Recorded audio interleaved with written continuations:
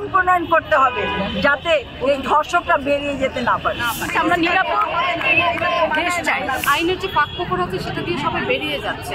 হ্যাঁ, আইন যথাযথ বাস্তবায়িত হচ্ছে না, সেজন্য ধর্ষণ এইভাবে লাগাতার বেড়ে চলেছে। সমঝোতার জন্য যারা আসবে তাদেরকেও ধর্ষণ মামলায় আওতাভুক্ত করা।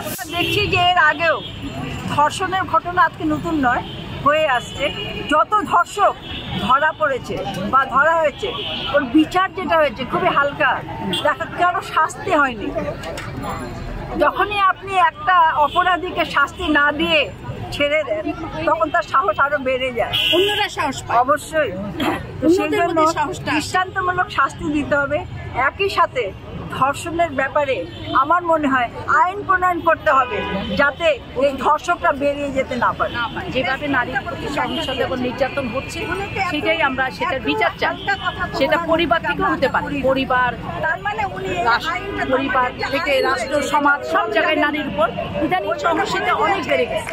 আমরা সেটার পক্ষে দাঁড়িয়েছি। আমরা নিরাপদ দেশ চাই, নিরাপদ অবস্থানে চাই, যে আমরা আপনাদের সাথে নারী পুরুষ একসাথে সহ অবস্থানে থাকতে চাই। যে আইনটি আছে সেই আইনটি কিন্তু একেবারেও দুর্বল আইন নয়, কিন্তু সেই আইনের হচ্ছে প্রয়োগটা হচ্ছে না। আইনের যে ফাঁকফোকর আছে সেটা দিয়ে সবাই বেরিয়ে যাচ্ছে। তো এই বিষয়গুলো মাথায় রেখে অবশ্যই আইন প্রণয়তা এবং প্রয়োগকারী যারা আছেন তারা নতুন করে ভাববেন এবং আইনকে যথার্থভাবে প্রয়োগ হয় সেটি করতে হবে। এবং অবশ্যই 48 ঘন্টার মধ্যে শনাক্ত করে তাদের সকল মিডিয়াতে তার ছবি এবং তার যত সহযোগী আছে তাদের সমস্ত তথ্য প্রচার করতে হবে। আইন নতুন করে প্রণয়নের কোনো দরকার নেই, যেটা আছে সেটার সঠিক প্রয়োগ হোক, তাহলে ধর্ষণ কমে। আপনারা মনে করছেন যে আইন বাস্তবায়ন হচ্ছে না? হ্যাঁ, আইন যথাযথ বাস্তবায়িত হচ্ছে না, সেজন্য ধর্ষণ এইভাবে লাগাতার বেড়ে চলেছে। তো এটা যদি বাস্তবায়িত হয়, যথাযথভাবে বাস্তবায়িত হয়, তাহলে কমে আসবে।